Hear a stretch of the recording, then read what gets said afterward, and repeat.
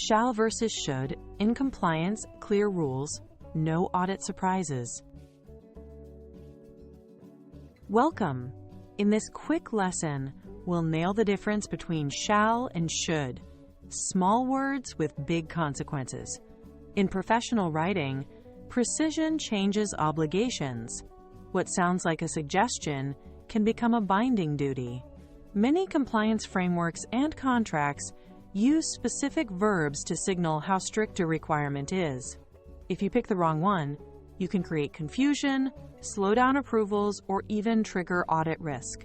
By the end, you'll know exactly when to use each term, how regulators interpret them, and how to write requirements that are clear, verifiable, and defensible. Think of shall as a mandatory requirement. It means an action is required, not optional. For example, the system shall encrypt data at rest leaves no wiggle room. Should signals a strong recommendation. It's advisable and expected, but exceptions can exist.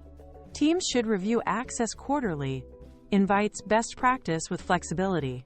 A quick mental shortcut: must approximately equals shall, and ought to approximately equals should.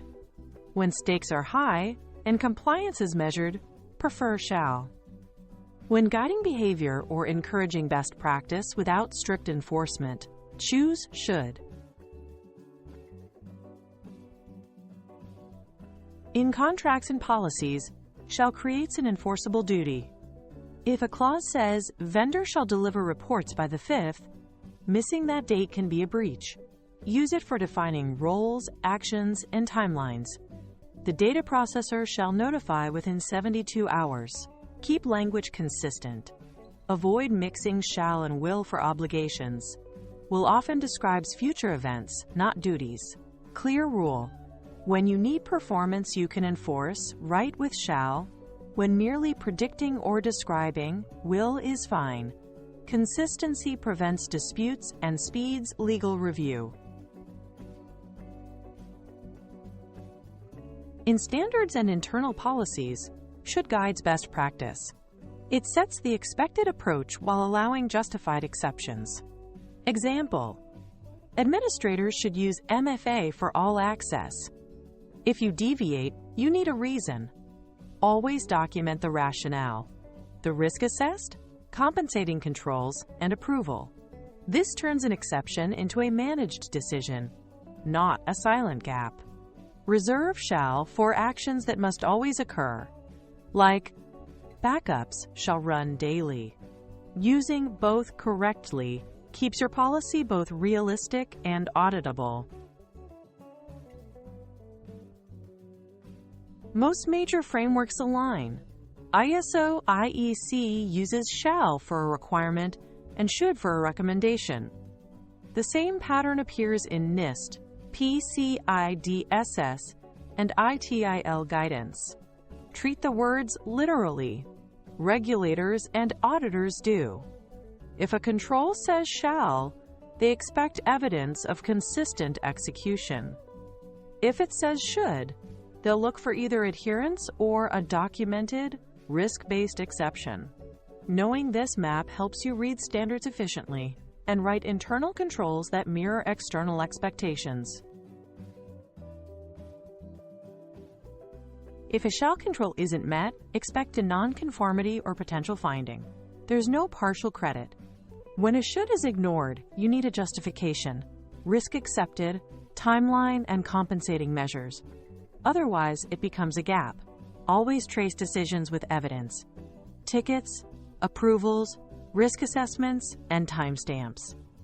This audit trail proves you made an informed choice, not an oversight. Clear language plus clear evidence reduces findings and builds trust with auditors and stakeholders. Make every requirement crystal clear. 1. One requirement per sentence. Avoid bundling actions. 2. Name the actor before the verb. The security team shall review logs daily, not logs shall be reviewed. 3. Add conditions and metrics. Frequency, scope, and thresholds. 4. Test each line with, "Can we verify compliance?" If you can't observe or measure it, rewrite it. 5. Use consistent terms across documents so readers don't guess. Good requirements are specific, testable, and leave no room for debate. Use this before you publish. Is the outcome mandatory? Use shall. If non-compliance isn't acceptable, write it as a requirement. Is it advisable? Use should. Allow exceptions, but require documented rationale. Keep consistent across documents. Don't switch meanings. State the actor, action, and timing. Make it verifiable. Ask how an auditor would prove it happened. Follow this checklist and your policies, contracts, and standards will be clearer, stronger, and easier to defend.